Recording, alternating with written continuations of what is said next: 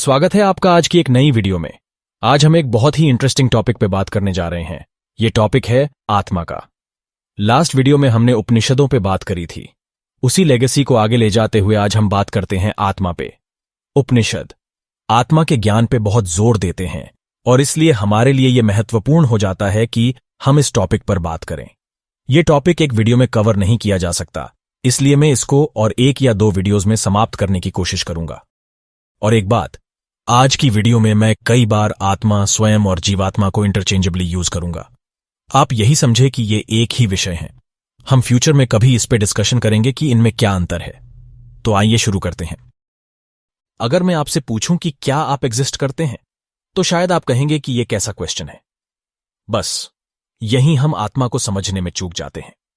हमें इस प्रश्न के उत्तर को पाने के लिए गहराई से सोचना होगा। आत्मा कहें या स्वयं या कहें जीवात्मा, यह स्वाभाविक रूप से स्पष्ट और तुरंत ज्ञात होता है। आप खुद ही सोचिए, क्या आपको अपनी एग्जिस्टेंस पे डाउट है? आप एग्जिस्ट करते हैं, तभी तो आप अपने आसपास के वातावरण को अनुभव कर पा रहे हैं। अपने अस्तित्व के बारे में पूर्ण निश्चितता रहती है। संदेह या इनकार के लिए कोई जगह नहीं है। ये जीवात्मा परम वास्तविकता यानी अल्टीमेट रियलिटी, जिसे ब्रह्म कहते हैं, उससे कुछ एस्पेक्ट्स में अलग है। आप यानी आपकी आत्मा या मेरी आत्मा इस ब्रह्म का ही एक अंश भर है। इसका वास्तविक स्वरूप शुद्ध चैतन्य है, हमेशा रेडियंट, सेल्फ प्रूवन और अपरिवर्तनशील। इसे परम साक्षी या साक्षी के रूप में जाना जाता है और यह ब्रह्म से संबंध रखता है। इसे ऐसे समझिए जैसे लहरें और समुद्र के बीच का रिलेशन होता है। लहरें समुद्र में ही उत्पन्न होती हैं, पर स्वयं एक लहर समुद्र नहीं होती। जब ये आत्मा संसार यानी वर्ल्ड के साथ अपना रिलेशन बना लेता है, तो इसे एक सेंस ऑफ इंडिविजुअलिटी आ जाती है। इसे ये लगने लगता है कि ये एक अलग एंटिटी है, बाकी दुनिया अलग है और ये उस दुनिया में एग्जिस्ट तो कर रहा है, पर खुद उस दुनिया से अलग है। इंद्रियां, मन, बुद्धि, भावनाएं और इच्छा शक्ति जो अज्ञान का उत्पाद करते हैं, जीवात्मा को घेरे रहते हैं और उसके व्यक्तित्व का निर्माण करते हैं। परंतु यह एक तथ्य है कि जीवात्मा ब्रह्म का ही रूप है और उसका अनुभव करा सकता है। पहले तो यह माना जाता था कि जीवात्मा बस श्वास यानी आप जो सांस लेते हैं उसको कहते हैं। बाद में इसकी परिभाषा में फीलिंग्स और मन भी आ गए, पर जीवात्मा इनमें से कुछ भी नहीं है।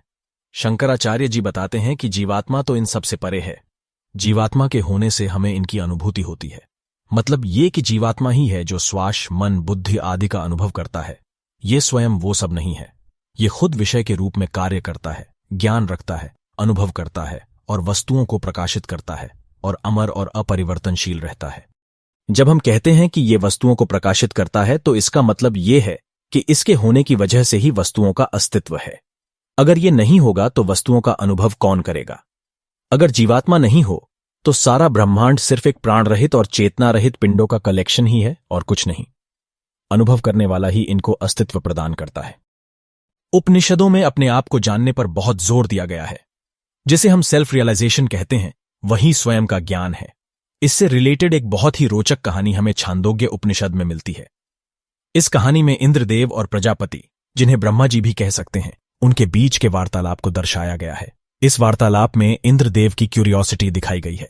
वैसे तो इस कहानी में एक विरोचन नाम का किरदार भी शामिल था, लेकिन उसमें वो जिज्ञासा नहीं थी जो इंद्रदेव में थी। उसने ऊपरी रूप से प्रजापति से ज्ञान पाके संतुष्टता प्राप्त कर ली, लेकिन वह इंद्रदेव के लिए काफी नहीं थी। आइए जानते हैं कि कहानी में क्या हुआ। कहानी कुछ ऐसे है कि इंद्रदेव और विरोचन दोनों को प्रजापति के पास भेजा गया स्वयं के बारे में जानने के लिए। इंद्रदेव को देवों ने भेजा और विरोचन को राक्षसों ने।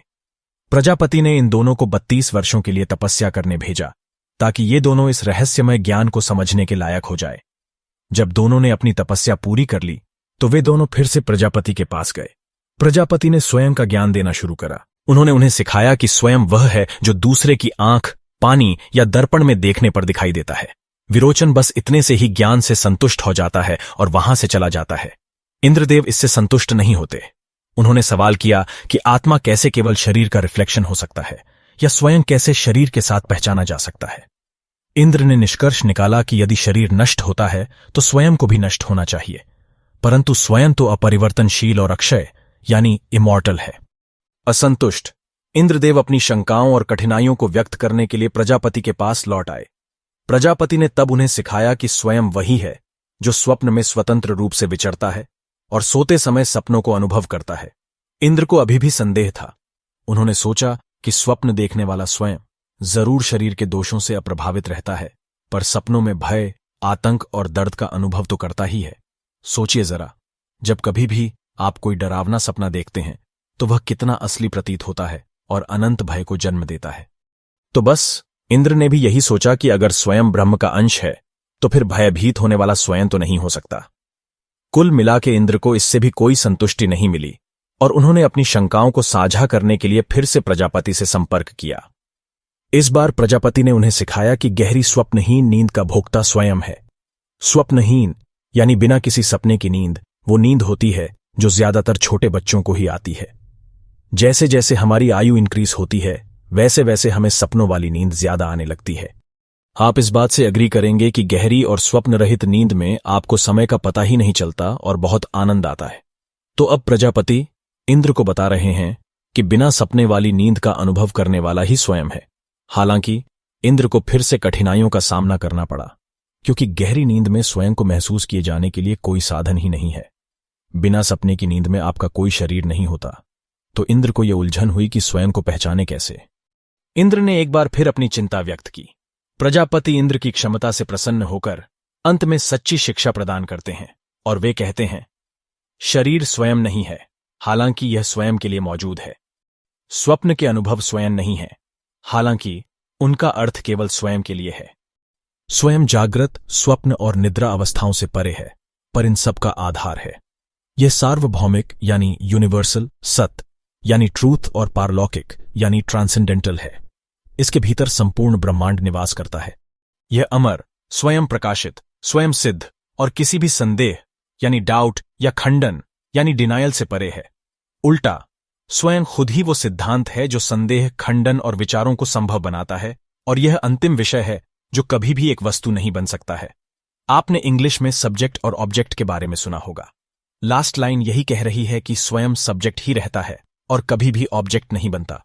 इसका मतलब यह है कि आत्मा सभी वस्तुओं, विचारों और अनुभवों को अनुभव करने वाला होता है, पर यह स्वयं कोई वस्तु नहीं है जो दूसरी बाहरी वस्तुओं की तरह अनुभव की जा सके।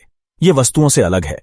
मतलब यह कि आत्मा वस्तुओं को जानता है और उनसे संवाद करता है, पर वह खुद को एक अनुभव की वस्तु या ज्ञान की वस्तु के रूप में नहीं ले सकता। यह सिद्ध कराता है कि आत्मा को बाहरी साधनों के माध्यम से पकड़ा या जाना नहीं जा सकता है, बल्कि इसे सीधे, सहज ज्ञान या स्वयं साक्षात्कार के माध्यम से ही प्राप्त किया जा सकता है। अभी सुनाई गई कहानी यह स्थापित करती है कि स्वयं को शरीर, इंद्रियों या आंतरिक अंगों के बराबर नहीं किया जा सकता है और न ही इसे मटीरियल एग्जिस्टेंस का कोई प्रोडक्ट माना जा सकता है। जागा हुआ स्वयं यानी जब आप जागे हुए होते हैं, शरीर, इंद्रियों और संबंधों के साथ खुद की पहचान बना लेता है, उनके बिना अधूरा महसूस करता है, पर रियलिटी में ये उसकी भूल है। मतलब ये कि जब आप जागे हुए होते हैं तो आप अपने आप को अपने शरीर, अपनी सेंसेस और अपने रिलेशनशिप्स के थ्रू पहचानते हैं। आप कहते हैं कि मैं ये शरीर हूं, ये मेरी आंखें, नाक, कान आदि हैं, और ये व्यक्ति मेरा भाई, वो व्यक्ति मेरा बेटा आदि हैं। पर गौर करने वाली बात यह है कि जो कुछ भी आपके जानने में आता है वो स्वयं आप नहीं हो सकते, वो सब ऑब्जेक्ट्स हैं। और हमने कुछ देर पहले ही सीखा कि स्वयं कभी ऑब्जेक्ट तो नहीं बन सकता। तो जो भी आपके जानने में आ रहे हैं, जैसे आपका शरीर, आपकी इंद्रियां और आपके रिलेशंस, इनमें से कुछ भी आप स्वयं नहीं हैं। ये सब स्वयं के सामने रखे ऑब्जेक्ट्स हैं, बस इन्हें वही समझिए और कुछ नहीं। सपनों को प्रजापति ने चर्चा में चुना है क्योंकि सपनों में वस्तुओं का निर्माण शरीर और इंद्रियों से स्वतंत्र मन द्वारा किया जाता है। जागृत जीवन में वस्तुएं मन से अलग और बाहर मौजूद होती हैं, ज्ञात होती हैं, लेकिन उसके द्वारा यानी मन के द्वारा निर्मित नहीं होती हैं।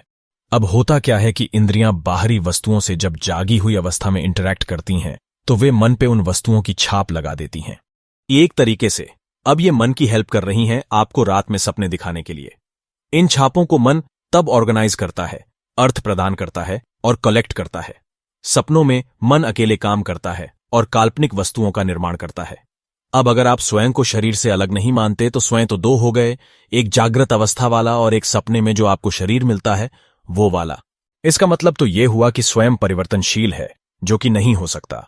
जागृत और स्वप्न दोनों अवस्थाओं में एक निरंतर परिवर्तनशील स्वयं शामिल होता है, और यह सच्चे स्वयं का प्रतिनिधित्व नहीं कर सकता है। जो रियल स्वयं है उसे तो इन दोनों स्टेट्स में कांस्टेंट बने रहना चाहिए। रुकिए, कुछ आसान तरीके से समझाऊं तो ये कि अगर स्वयं अपरिवर्तनशील है तो बस उसे एक दृष्टा यानी एक व्यूअर की तरह होना चाहिए।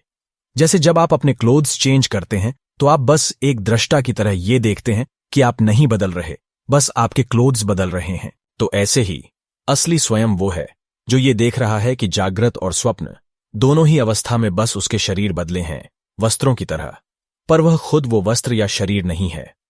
ये जो हम अपने आप को शरीर मान रहे हैं, ये रियलिटी में हमारी इग्नोरेंस और ईगो यानी अहंकार की वजह से हो रहा है। 100 बात की एक बात, आत्मा का ज्ञान बस यही है कि आप अपने आप को अपने शरीर, अपनी इंद्रियों और अपने संबंधों से अलग माने। आत्मा अपरिवर्तनशील और अक्षय है। वैसे तो हम इस टॉपिक पे आगे न जाने और कितनी वीडियोस में बात करेंगे, पर अभी मुझे लगता है कि इस वीडियो के लिए इतना ही बहुत है।